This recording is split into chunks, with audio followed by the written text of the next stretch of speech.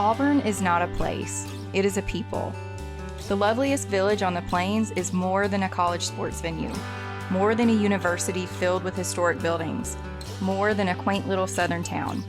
Its worth lies within its people, those that call Auburn home, whether that be for a single day at a time or for a lifetime. Much like our legendary Toomer's oak trees, our stories are the product of a firm foundation laid in the beginning of our Auburn story. These are the stories of the Auburn family. These are their roots. War Eagle Auburn family, and welcome back to Auburn Roots, our journey in this podcast of exploring and sharing the stories of your Auburn family members. This is episode 14, and I'm happy to welcome in my guest for this episode, Miss Susan Melton. Now, Susan and I have a common theme here, and it's one that I've shared with a lot of different guests that we've had on this series so far, and that is one Dee Ford, which you can hear back on episode 1, the very first episode of this series, telling her Auburn roots. But we are thankful to Dee for so many reasons, being just the awesome person that she is, but also connecting so many of us that might not have had an opportunity to get to know each other within the Auburn family at that point, at least. And that is what has happened here. Susan and I have gotten to know each other over the past couple of years, whether it be at Auburn games, along with Dee and things like that, and on social media. So, Susan, I am very pleased to have you here. So welcome. Well, thank you very much. I appreciate your invitation. I am always happy to have anybody on here. And I think one thing that I want to say, too, as part of this, at the start of this, is an encouragement to you. And I've said this to you privately as well, but I'll say it publicly for everybody here. I want everybody to feel like they are welcome to share their story on here, and that your story is special, your story is unique, and it needs to be heard. No matter how small you might think it is, your Auburn roots are important, and that's why we reach out to you. So that's a message to you, Susan, but it's also a message to anybody out there that might feel like, well, my story may not be that interesting. I'm telling you, I already know just from talking to you, we're going to have some interesting moments. And I mean, if nothing else, just talking about your perspective of Dee Ford is pretty cool as well. Absolutely. So let's start right there. You know, before we talk a little bit more in detail about you, give me your impressions of the wonderful Miss Dee Ford. Well, Dee was somebody that I was following on social media, like so many people, a couple of years ago. And I had the pleasure of meeting her in person the first time in February of 2019, when one of my sisters and I took a trip to London and made arrangements to meet her actually at Windsor Castle and take the tour and spend the day with her and get to know her. And of course, we had communicated through social media in advance and everything, and knew what was going to happen. But it was just an instant connection, I feel, on both sides. We had a wonderful day, a wonderful visit, and I think we both made good friends for life. Yeah, it's amazing how small this world is. Social media makes that a lot easier. It makes it a lot easier to chat in good and bad ways sometimes, especially in the realm of college athletics. We get fired up in person, but boy, do we get fired up on social media as well. And, you know, Dee has experienced that level, whether she wanted to or not, and now she's indoctrinated. And, you know, lo and behold, after her story takes off, you guys develop this friendship all the way across the ocean, and you've been over there to see her. She's come over here to see you. And tell me what that experience has been like, watching a brand new Auburn fan take shape in their coming to this family, in learning about the indoctrination, I guess, of all this. Like, what has that experience been like watching her? It's been phenomenal. My impression of Dee is that she basically is a sponge with everything related to Auburn. She's fascinated by it. She latches onto it, embraces it, and has really taken an interest and does her own research and everything like that. And in fact, some cases, I think she probably knows more about Auburn and the Auburn family than I do. And I've been in it a little bit longer than she has. Isn't that amazing that someone that's been within the Auburn family for only a few years knows more than we do? And I can say the same thing that you can about that. As I see her on Twitter, talking about this angle and that angle of this play. And I'm like, hold on, when did she grasp this concept? I never even saw that. So it's amazing to see how Auburn can just grab you sometimes and just draw you in. I think her story is a testament to that. I definitely agree. And she's a very good ambassador for us to have across the pond. I know she's not done with her visits coming over here. It's just, unfortunately, with the current pandemic going on, nobody seems to know when the next time might happen. But I feel certain that we'll be hosting her again before this is all over with. Oh, I'm looking forward to that day because I always love spending some time, even for a few short minutes, if it might be with Miss D. Ford. But let's talk a little bit more about you and start getting to know you. And before we start diving into where Auburn comes into your personal story, I always kind of like to ask a little bit of a short background, a little bit about where you were born. If you could give me a short summation of Susan Melton in a nutshell, how she got to this point besides Auburn, give me that right now. Okay, so you're going to be scratching your head before this one's over with, probably. I am not a Southerner by birth. I was born in Indiana, and my parents were in the corporate scene. So my dad used to get transferred quite often with his job. And by the time we ended up in Birmingham, which was my first actual exposure to all things Auburn, I was in the 5th grade, and it was state number 6. Wow. 6 already in the story. Right. So 3 elementary schools and a kindergarten later, I joined the Auburn family. So some of us get a later start than others, but that doesn't mean we love it any less. Well, I love that you brought up that you're not a traditional Southerner, meaning that you weren't born here, you weren't raised in this for a lot of your life. So give me the perspective of someone who's not a Southerner. Had you heard about Auburn before you got here? Actually, no, considering the age that I was I was in the 5th grade when my family moved here. I have 2 older sisters who were in the latter part of high school when we moved from Atlanta to the Birmingham area.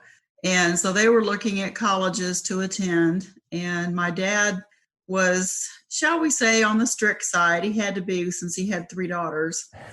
And so he had done his own research on not only academics, but the entire thing. And anybody who has been in the state of Alabama, especially during football season, knows that there are essentially 2 teams who play, and that's Auburn and Alabama, and you must pick a side. Mm-hmm. So he chose Auburn for my sisters to attend, mainly because at the time there were rules for women students, such as curfews and things like that, and that fit right in line with his way of thinking, and he felt more comfortable sending them to a school like Auburn, where he knew that they would have the guidance and, shall we say, I won't say restrictions, but the care and attention, if you will, sure, that he was used to his daughters having. So I guess you can write that up to the conservative nature of Auburn in general, but also the family type feel and the family values and things like that. But I pretty much was into horses at the time, so I wasn't paying that much attention to football, although I did pick a side, and of course it was Auburn. And like most kids in elementary school, I wrote and drew all over my notebooks and things like that with War Eagles and Go Tigers and things like that. That's awesome. I'm glad that it started early, maybe not the earliest part of your childhood, but at least some part of it. And so by the time you get into adolescence, you go to college, and you're really fully into the culture that is Auburn and learning about it. And even coming from a background where you didn't have an exposure to what Auburn or maybe necessarily life was like in the South. And it's really neat that you bring up your father and your sisters and how he was trying to find a right fit. And I know you were talking about maybe the rules, the regulations, the intentional care to certain aspects of life that Auburn seemed to utilize in certain areas during that time. Do you think at all, I don't know your family that way we're kind of getting to know you right now. Was your dad kind of a blue collar kind of guy or something of that nature? Because I feel like that's the label that Auburn gets sometimes. No, I would not classify him as blue collar. He was not a corporate executive by any means, but he was in the management track with his company. But he had come from a very humble background himself. And I think he appreciated the family feeling that a place like Auburn provided. And again, it was an extension of his own beliefs and how he wanted his own children to be treated. So I think it was as much a comfort zone for him as it was the fact that he knew he was exposing all of us to something that would help us, years down the road and the rest of our lives. Yeah. And you got to feel comfortable with where you're sending any child that you're having.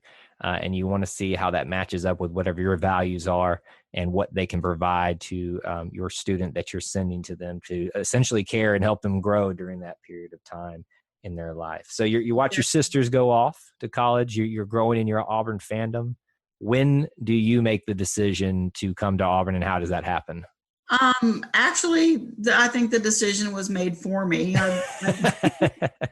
My sisters and I have always been very close. And so, doing what they had done was something I felt comfortable with and somewhat familiar with, because I had been able to do some visits with my parents coming down for games and weekends and things like that while they were in school here. They both got married and actually left home while I was still in junior high school. So the exposure became more limited at that point, because it would basically end up being my attending football games with my parents whenever they got a chance to get some tickets to go. So the visits on campus were limited from that point on. But I distinctly remember a college career day when I was in high school where you could go around to the different schools and visit and learn more about their schools and help make your decision on where you might want to apply. And I learned that I think it was Ole Miss was offering the waiving of out-of-state tuition if you had a certain score on your ACT or higher, in order to attract students that would be good students. So I came home to my dad and told him about that and decided that Ole Miss looked like a pretty good option because of that. And he said, you can go to any school in the SEC you want to, and I'll pay your way to Auburn. That's a pretty good deal, I think. Oh, yeah, that decision was made, I think, right then and there, for sure. Locked it in. Yeah, that'll get the job done. If he says, I'll pay for one way. You can go anywhere you want, but if you'll go here, I'll pay for it. I was like, well, I think I might choose that route over there. Okay, I think I'll follow my sister's footsteps. Not so bad. I mean, you like you said, this is something that kind of started developing in, the latter part of elementary school. It wasn't a foreign concept to you. You weren't like, what's this little podunk city of Auburn, Alabama? You've been going to games and tailgating and things like that. So talk to me about a perspective of being in a family growing up and going to the games before you became a college student. What do you remember about that? What was the perspective through a younger Susan's eyes?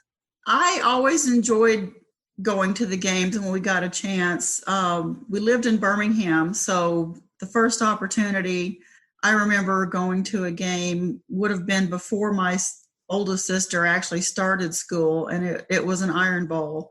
I want to say that it was the one where Kenny Stabler ran in the mud. And of course, Auburn didn't win that one. But it's an unfortunate first memory. Oh, you were sitting in the upper deck at Legion Field, and that may or may not have been the tornado game. I just remember at some points, on more than one game that we went to, you couldn't see the field because it was raining so hard, but people didn't care. And they started printing those little posters with the final score at the end as you left the stadium, and it was always fun to get one of those as a souvenir and, of course, flaunt it in somebody's face as you're leaving if it was in your favor.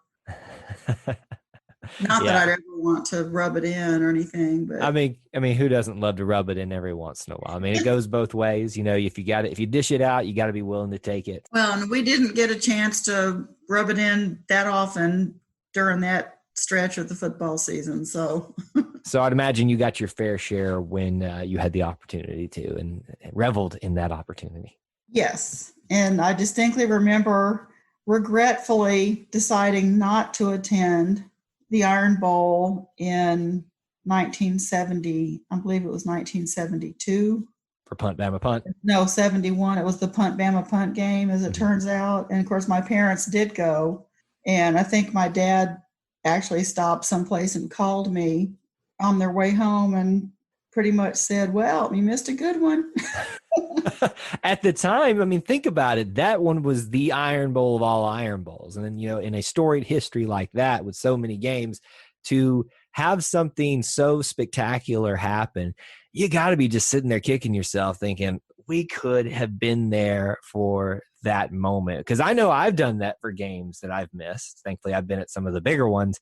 But I can only imagine for you at the time thinking, how on earth were we not there? That had to have been really disappointing. Well, and my parents were there, and I decided not to go because in my teenage wisdom, we were not favored to win, and I did not want to sit through it and watch us lose. So I felt especially bad for not having attended. But you always hear about people saying, well, my mom and dad went to such and such a place, and all I got was this lousy T-shirt. Well, all I got from that game was a lousy bumper sticker that said 17-16.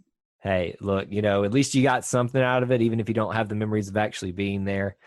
You do have something to at least remember that you have some connection to that with someone being in attendance that you were close to Exactly. at that game. And I mean, it's amazing to think about this. I mean, even early on, you're being taught in the lesson of that Auburn is never counted out of a game. Now, there may be long stretches where we lose. 10 years, I think, at that point that Auburn had lost to the Crimson Tide, or to follow that, whichever order that came in. And you just got to know that if you're an Auburn fan, you're coming in and you're going to be the cardiac kids. You're going to have a heart attack the entire time, and you'll probably play down to your competition. But by golly, if there is someone who is highly ranked coming into your stadium, or even you going there, you stand a chance of competing and maybe even winning the game. So I think that was probably your first lesson in that. It probably was. And I don't think I have repeated a similar opportunity should it ever come up. If given a chance to go, I'm there. Well, lesson learned. And I think that has served you well up until this point, because I know that you've been to some great games and experienced some great moments since then. Maybe we'll touch on a few of those in a second. So Susan goes to Auburn. What is Susan's intention in terms of studying? What are you wanting to get out of your experience of Auburn University as a student? Besides looking at all the cute college boys. The honesty comes out, and I love it. I had studied Spanish in high school and really liked it, and had decided that I was going to become a Spanish teacher. End of story. You could not talk me into doing anything else. So I just single-mindedly focused on that. And much to my father's dismay, who tried to persuade me to choose a different curriculum, he let me follow my path. I think he had the whole philosophy of you got to learn yourself and make your own mistakes. And he wasn't going to come back and tell me I told you so later.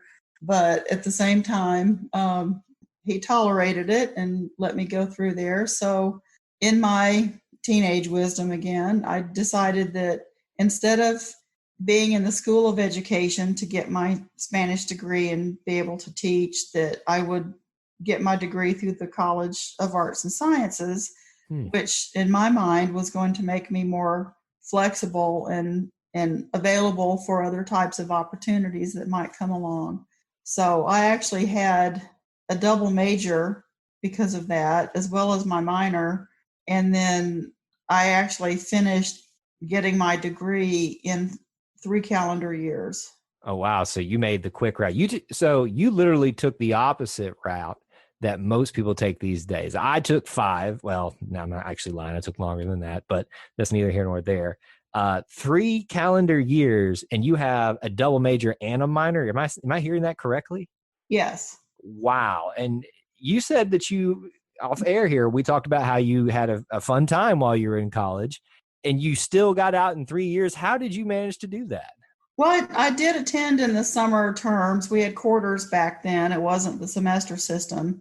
I think there was only one summer that I did not attend school. I started the summer immediately after high school so I could get a jump start on acclimating myself to campus and things like that before fall hit with the big football season and everything like that, which I think was a really good decision. And honestly, because as you know, summer term is much more laid back Mm-hmm. and gives you a chance to be accustomed to being away from home and on your own and having different kinds of responsibilities than you did at home, Yeah. and not have to take as hard a course load at the same time. So I think that kind of helped set the tone for being able to finish early. But once I got started, I just couldn't stop and had to keep going, and didn't want to have any credits left over that would cause me to have to stick around longer or anything like that. I just wanted to be done. So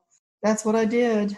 You sound like a very goal-oriented person, and when you have that vision that you're going to just move on like a steamroller towards it. And I wonder, now learning a little bit about your family's history with your father being the way he was, I wonder if that played a little bit into it, just kind of being very, not regimented, but very, focused and just driven towards a certain goal and making sure that you reach that and as quick as you possibly can or as efficiently as you possibly can. Do you feel like that kind of played into it?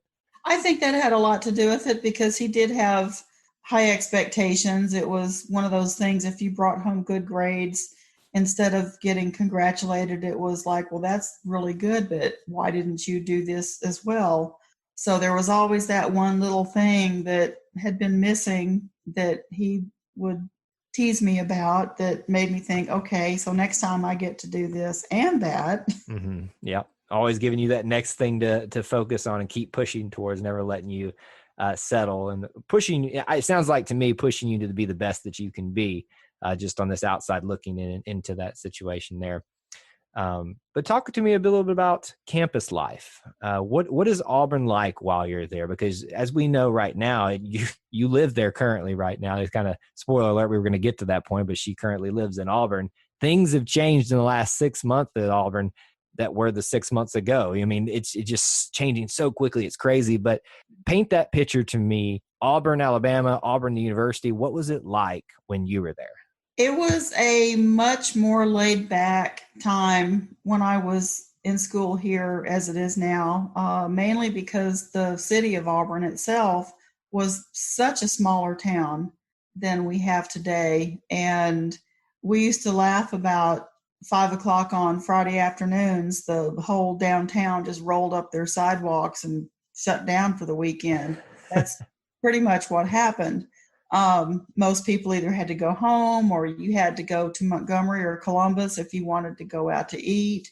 There were uh, there were not any restaurants per se in Auburn, honestly, during that time because the city administration would not allow any kind of liquor licenses for even just regular residents to live here. So people had to go to Opelika or elsewhere to even be able to eat and have a dinner where you could have a glass of wine or something with it. Now, they did change the age, the legal age, while I was a student here. So I entered as a freshman where I was not old enough to vote or anything like that. And during my freshman year, that all changed. So, where, as I spoke before about my father having concerns about restrictions and rules and guidelines for his daughters, we had sign out cards in the dorm. Number one, you had to live in a dorm if you were an undergraduate and not married. Wow, So that's crazy to think about. Like just the things that you had to do to just stay in a dorm at Auburn back in the day. I mean, how times have changed. yes, yes, I can tell you more about that later. But the sign out cards was a thing that gave them comfort because he always knew where I would be and when I would be home and what would happen to me if I didn't make it home in time. Um, so we had the Friday night restrictions. If you accumulated a certain number of late minutes throughout the week, then Mhm. you were not allowed to be out after 8 o'clock on Friday night. Wow. I had no clue that it was that restricted for you. Yeah, my freshman year, I don't think I ever went out on Friday nights. Well, it didn't sound like there was much to go out to. Like you said they just kind of rolled things up and put it away, and then went to Opelika, went to Montgomery. And, you forget sometimes when you look at Auburn now and the hustle and bustle that it is, respectively. It's no Montgomery, it's no Opelika, it's definitely no Atlanta. But when you think about the small town feel and why Auburn, I think, has been able to maintain it for so long, is I think, the history like that is where, it was never a destination place for the longest time. And now it's kind of working towards becoming more of a destination of sorts, if not maybe like a tourism type of thing, but at least for a weekend getaway, especially focusing on keeping people there, not just for a football game day, but maybe a football game or basketball game weekend, and spending time shopping and eating and things like that. So you have literally seen a town and a university change the way it perceives itself in the time that you've been there and now living there. I would definitely agree to that. And I would say that when I was a student, it was probably more like being sent off to a boarding school somewhere than it was going to a college town and having a life, if you will, and being able to exist and maintain normal activities for that age group. Right. While you're in school, but still be away from home. So it was a nice environment to be in. It's not for everybody, obviously, but it's something that I think draws a lot of people back over the years. Mm-hmm. Like myself, there's a huge influx right now of people who are moving back to Auburn permanently just because they enjoyed the experience when they were in school and coming back. And they want to have a simpler life away from the bigger cities and all the traffic and everything that you see elsewhere. It definitely has its draw. And I think a lot of that draw is built in, as you said, from the history that people have there, or at least the feeling that they get when they've been there in the past and visited or gone to a game or something like that. The connections are deep and wide for every person when it comes to Auburn, but everybody's got a way that connects them there and makes them want to be there, whether it be for a single day at a time or a lifetime.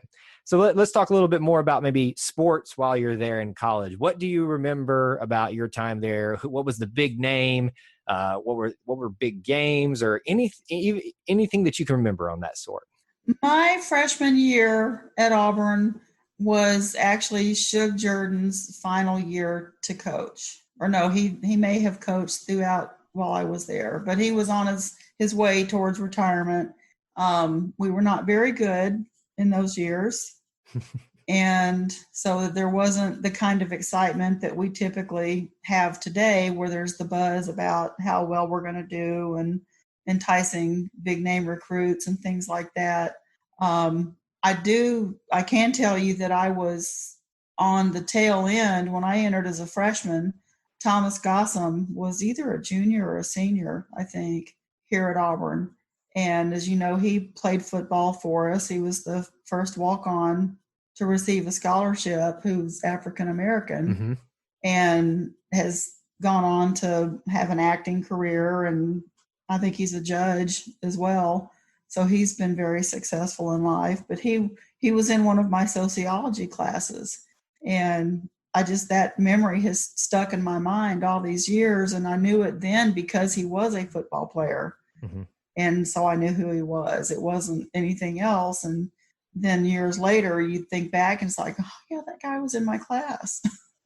So it's funny to think back and see how far you have come personally, but even the people that you knew while you're there, and see, that cool story of what he went through, and now being so revered in what he was able to accomplish by becoming a student and an athlete there, and then now moved on. I mean, it sounds like he's been pretty busy acting and possibly in some sort of judge format.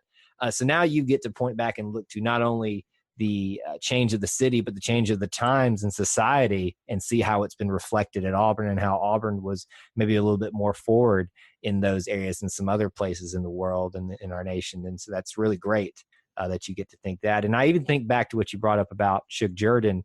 So you said that we weren't as good, obviously, at the tail end in the last year or so of his tenure there, but was everybody angry at Shug for how the program kind of had dwindled off, or was it kind of one of those things he was so revered that it was just kind of, well, we just kind of need to find a different change of pace?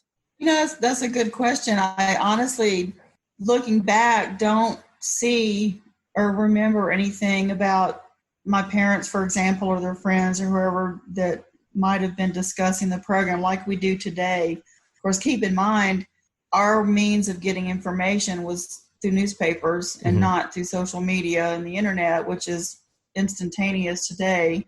It was more filtered and more slow to reach everybody back then. So you just didn't get as much inside information as we're accustomed to now.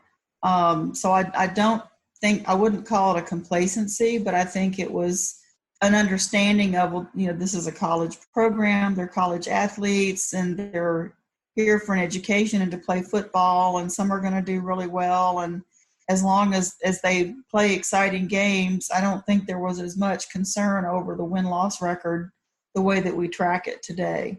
Yeah, that's kind of the impression that I have of the end of Shug Jordan's time at Auburn, is that it was time for a change, something new, but it wasn't one that was maybe a tumultuous end, as some of our other coaches have had at the time. And I still find it interesting that many of the coaches, especially football ones, that have had maybe abrupt ends or too short in some areas ends, they still come back to Auburn. And I think that speaks to how awesome the town, the university is, that the person you fired wants to come back and be here amongst the people, because that just is a testament to how awesome this place is. And that, I think, goes to all the sports too, not just football. Right. I think it's the feeling, and there's something intangible about Auburn, the school, the town, the whole thing, that it's hard to explain, but if you've experienced it, you know it. Mm-hmm. Absolutely. I would 100% agree with that. Put it. Yeah, I think that's a great way to put it. Back a little bit more on time at Auburn and some, maybe any other games or moments or sports related, even maybe not football, that you can remember during your time that you experienced?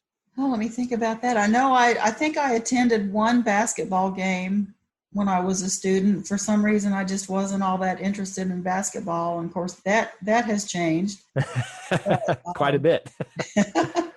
I had classes with guys that were on various teams. I went out a couple times with the guy who was on the golf team, and the golf team was pretty good back then from what I remember, but I was more into the horsey things. Like I said, we still had horses at home, so I was responsible for that. But my perspective obviously has since shifted to focus more on the sports, and I kind of wish, looking back, that I had been more interested in it from that angle. But at the same time, I do appreciate it now. And I think part of it was, when you're a student, I think very often, in all honesty, your focus is just completely different. Well, it needs to be, honestly, for those that didn't make it their focus, that being a student.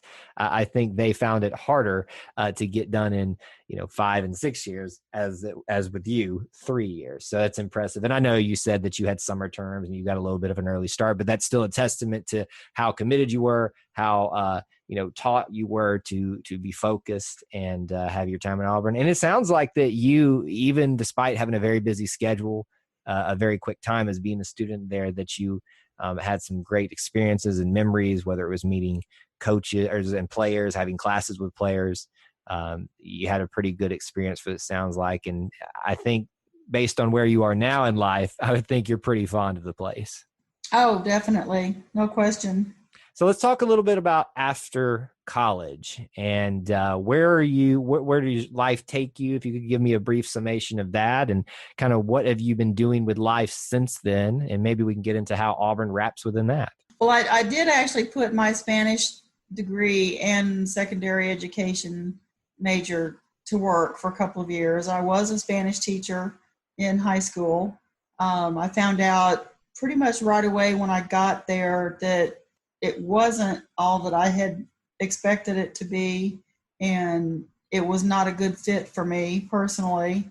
So I focused on the Spanish language part, and actually went, after I stopped teaching on the second year, I joined Auburn's Foreign Language Department's program, where they have a study abroad situation every summer. Mm-hmm. And it was the Auburn and Alabama did it in conjunction with each other, and they took turns playing the host. Wait a minute. Are you telling me that Auburn and Alabama cooperated on something together? On the foreign language department, yeah. Okay. I guess that was okay because it wasn't competitive. I'm surprised we didn't find a way to make it competitive. It was Auburn's turn to host, so I decided to talk my parents into letting me do that. And my final summer quarter, which was when I graduated, was actually spent abroad studying in Madrid with the Auburn program that they had. And so that was a life experience that I had. And then I did the high school teaching myself, decided teaching wasn't for me. So I went back after I stopped teaching to go on the program again, only as an audit student. So I didn't have to worry about taking things for credit. But I wanted to have the life experience to improve my Spanish because at that point I had decided that international business was the thing for me to do.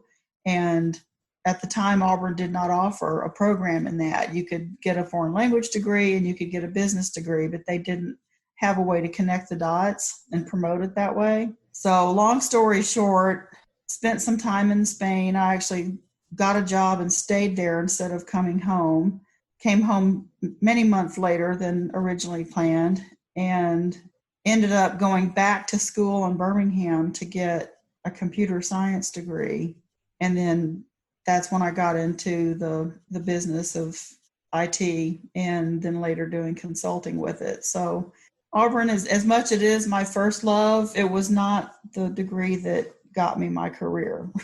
Well, it got you started down the path to where you were going to be. It was a roundabout path, but yes, it definitely got me there. And I appreciate that. And I still keep in touch with people from the old language department. Well, and it doesn't matter really where you started and how you got to a certain place, but it matters kind of the journey along the way and kind of how you got to that point is sometimes a little bit more interesting than the destination. It sounds like the destinations that I would say destinations, it's pretty great, international relationships that you've built. Speaking of which, what is it like being in international places and being an Auburn fan? Did you ever have any War Eagle moments aside from D? Actually, several times. Obviously, the 2 times I was there with the school study program, that was a no-brainer. Mm-hmm. But I've been back several times for vacations and visiting other countries as well as going back to Spain. And it seems like every place I have been, I have seen people wearing Auburn gear. I was actually in Bruges, Belgium, several years ago, and the people who were climbing the spiral staircase up to the top of the bell tower just ahead of us were people whose kids were in school at Auburn. That's pretty awesome. awesome. And 2 days later, we ran into them again in Paris. We just seem to find each other, don't we? Like it's like magnets. And I know Dee was horribly disappointed the time that we spent the day with her at Windsor because I had taken her an Auburn goodie bag of various things that either she had requested. I know Jeremy Henderson had sent some Girl Scout cookies for me to personally deliver to her. And so I had one of those big plastic Auburn shopping bags and thinking, oh, this will be really cool. We're walking around Windsor Castle taking the tour with Dee wearing her Auburn bag on her shoulder and not one person said a word to us. That was the first time I've experienced that.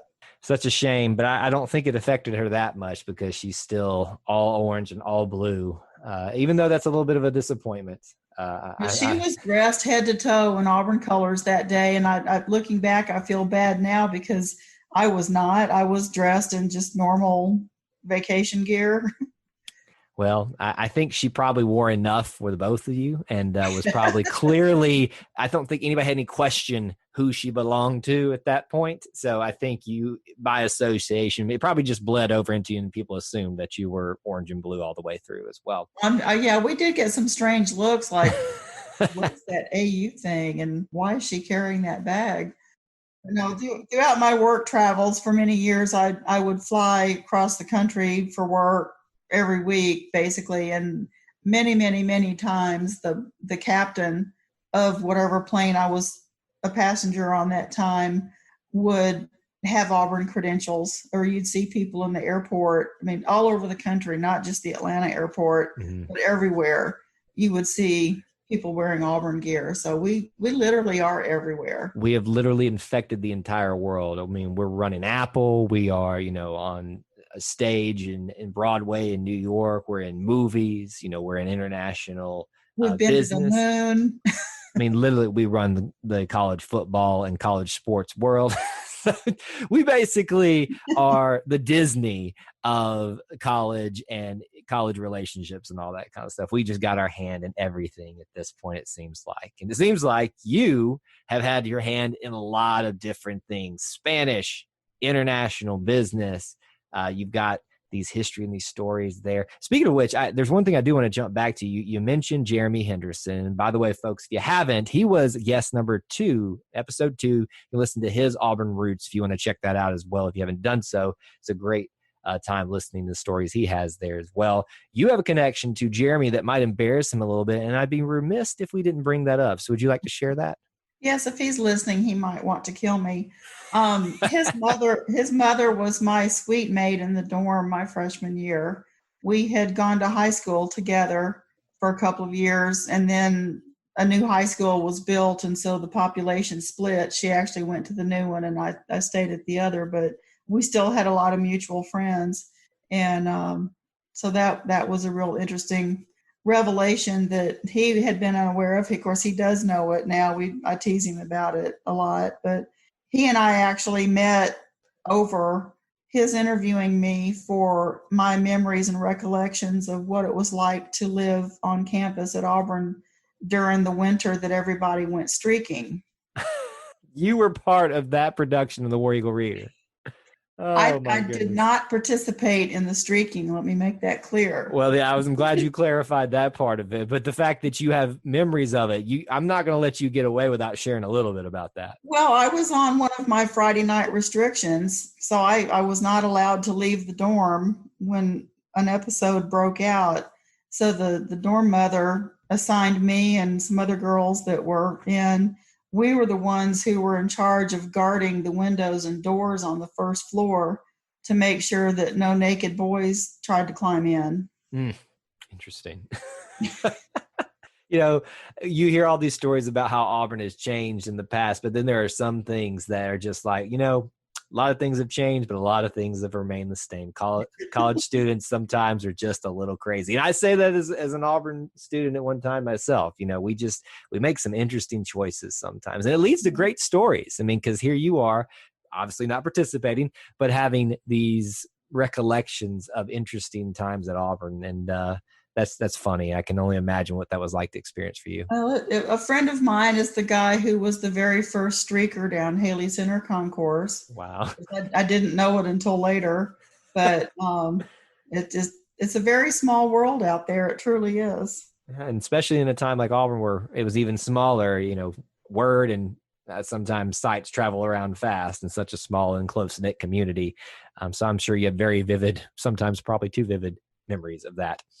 On that front, let's talk a little bit more about modern stuff and being an Auburn fan a little bit today. I never like to date the episode too much in case people are listening way off in the future, but we're living in a time where I think Auburn has seen, probably, if not the most, one of the more successful times in college athletics for itself.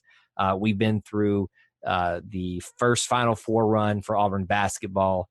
We've seen women's tennis make it to the final 2 or 4, I believe. We've seen football go to the national championship twice and win one of them, SEC championships and tons of sports. Softball has had some time. So what sticks out to you most about, this time in Auburn? Have you been to the big games? Have you been to the Kick Six, anything like that? Of course, I was at the Kick Six. I was at the prayer at Jordan-Hare. Oh, you got both of them under your belt. Yes. Very nice. I was there for both of them, and with my jaw scraping the floor in front of me when it happened. I was at the 2010 BCS championship game, so I got to see us win it all. And I typically don't travel a whole lot to away games like some people do, but I have been to bowl games and things like that. But one thing that sticks out to me with our sports program is that not only are we well known nationally because of our football program and the team and the record and everything like that, but many of our other sports have come to the forefront and are getting a lot of positive attention Right. and recognition. And I think that's something that when I was a student, it was pretty much football and then everybody else. It's funny how times have changed in that regard. We've talked a lot about how things have changed in the community and stuff, where, you're thinking back to your college days, and while you had familiarity with the other programs, it was mainly just football. Here we are in a day and age where we get almost just as excited about some of the other sports. And I'm not even talking about basketball and baseball. I'm talking about softball, I'm talking about gymnastics. You said you have a history and had a love of horses. What's your level of interest in, about the equestrian program right now? I love the equestrian program, and I have been to several of the meets. I don't go as regularly as I would like to, hoping that will change in the near future, just because it's one of those things that with so many things happening in the fall on weekends, you just run out of time to be able to cover everything you want to. Right. And living here in Auburn like I do today, I have a lot of friends who come in from other places who stay with me on football weekends. And of course, you feel obligated as a host to either do things with them or whatever. So your time is not always your own when it comes to scheduling things. But I really love watching the program. I think Coach Williams has done a great job with building that program. And I wish that we had had something like that when I was a student, because I think it would have been fun to see if I could have gotten into it. Now, these girls are light years ahead of my skill set when it comes to riding horses. But it's still, if you love horses, you love horses. It doesn't matter.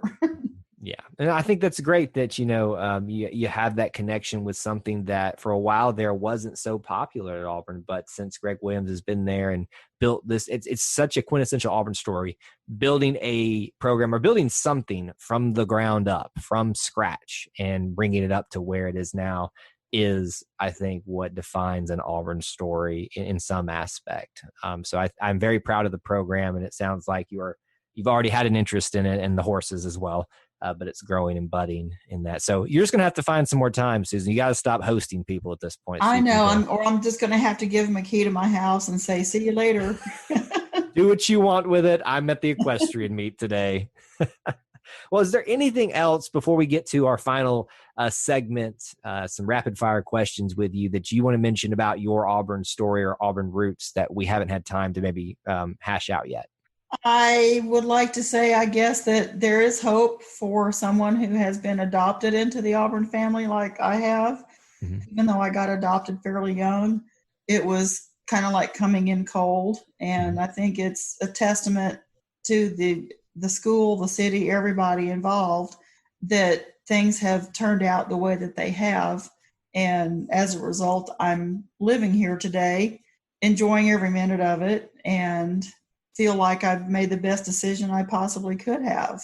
There are a lot of people out there that are probably envious of you right now and being able to live in that town, to experience the things that you get to experience, not even just the football games, but the people. And I think that's what we talk a lot about on this podcast is that, Auburn, while it technically is a place, Auburn is a people, and that is what makes it so special. And that's why we have the stories of meeting a D Ford. You have the stories of the athletes that you went to class with, all these things. This town, this university wouldn't be as special without the people, the stories, and the relationships. And it sounds like that you have had a whirlwind and an interesting, a special group of experiences inside Auburn, outside of it, because of your Auburn experiences. And it's been very fun to walk down this memory lane with you. But we're not done yet, Susan. We have to ask you the not so rapid fire questions that everybody has to go through. And you asked me previously, can you plead the fifth? I won't force you to, but I will try to push you for an answer on some of them. Some of them may be a little difficult, but I think some of them I balance difficulty and easiness in these, I think, pretty pretty evenly. So we'll find out what you think. If you're ready, we'll get started with those. I will do my best. Hit All me. right. 12 questions. Question number 1, orange or blue? Blue. Any reason why? Blue's always been my favorite color. And we are big blue. We call them the boys in blue for a reason. Most of the people, I think, they say that blue looks better on them. I don't know. I've seen orange on some things and it looks pretty good. I mean, whenever Jessica, my wife, wears orange, I really like that color. So of course I'm a little bit fond to anything she wears. So that's not fair to the rest of us. Okay. That's true. But blue is your choice for question number 1. Question number 2, here's a toughie. Aubie or War Eagle? Oh, Albee has a soft spot. War Eagle has been around longer, I think, as far as a physical mascot and the level of activity. But Albee reaches out into the community with kids and things like that. And I really think that he's a big part of why we're known as a family. Well, I think what he captures is the fun nature of being an Auburn family member. And while the War Eagle is not necessarily not fun, it's more of that pride, that warrior spirit, if we can get it. They balance each other out. And that's why I think it's fun to see everybody's perspective of which one you would go more towards. Because I think it changes for me, honestly. But you are safe from the minions of Aubie, because if you had chose War Eagle, they would come after you. I can promise you that. Well, War Eagle can't give you a hug and Albee can. Well, it could give you a hug, just not a very comfortable one. We'll go with we'll just put it that way. Question 3. This one's probably easy, and I think I need to change this one down the line. But number 3, Auburn fight song or Glory, Glory to all Auburn? Oh, Auburn fight song. Yeah, I'm not surprised by that one. I just keep hoping someday someone's going to pick Glory, Glory to all Auburn, because I love that old battle hymn. I like our version better than that other school's version. Well, there's several schools that try to copy, and they have to basically like add a syllable or a verse in there to just fit their name. We won't even mention them. It's not worth it. Yeah, ours is the bar. Of course. Question 4, your favorite Auburn athletics program of all time? Of all time? Meaning it can be, football, equestrian, gymnastics, just in general. When you think of the Auburn sports programs, who's your favorite? I would have to say football, because I have the longest history with it. Mm-hmm. But living here in Auburn, I have been able to enjoy so many other sports that I never had really paid that much attention to. So we're gaining on it. It sounds like based on our conversation, that might change some point in the future. You never know the way things are going with some of these programs. Question 5, your favorite Auburn athlete? Oh, that's tough, because I personally know some guys who are on our current team and think the world of them and their families. But I do have a soft spot for Cam Newton, like a lot of people. I have had the privilege to work with him in his summer camps for the past 4 years, and he's just a joy to watch. He is filled with so much enthusiasm for life, it seems like, filled with joy. It was a joy to be around him, I think, because he exuded so much joy while he was here. And I think in most of the time since he's left Auburn as well, I haven't met a guy that I think loves Auburn as much as Auburn loved him back. And that's a great thing to see. Agreed. Number 6, your favorite Auburn coach? Oh, listen, these are not fair. I know I don't think they get much easier. Maybe a few of them do, but I'm thinking about that one. I will have to say at this moment, Bruce Pearl, simply because he's kind of the Cam Newton of the coaches. I have not heard him described that way before, but you're probably not wrong. The Cam Newton of the coaches. We'll have to ask Coach Pearl if he agrees with that analogy someday. And by that, I mean his infectious personality and his being at ease with people. And Yeah, I can definitely see the route that you went with that. Question 7. I want to know your favorite Auburn non-athletics person. So this can be anybody that's not directly associated with athletics. So a celebrity, a family member, an acquaintance, a teacher, professor, anybody you think of Auburn person when you think of this one.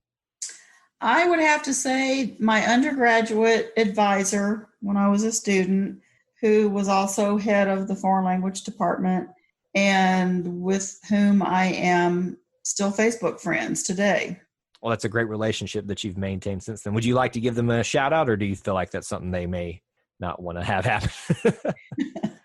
I don't think that either he nor I would be embarrassed over it. It's Dr. Jose Madrigal. So you'll all have to look him up so you can know a little bit of the history. That's right. He was also our chaperone on the second study abroad trip that I took, and he was a little shocked when I told him I wasn't coming home with the rest of the group. So, well, we probably will have to just talk to him someday and get some of the stories of Susan that we didn't get into here that maybe he wants to share with us.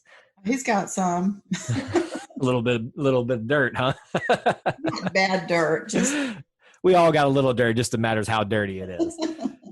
Nobody's perfect. Question number 8. Your favorite Auburn building?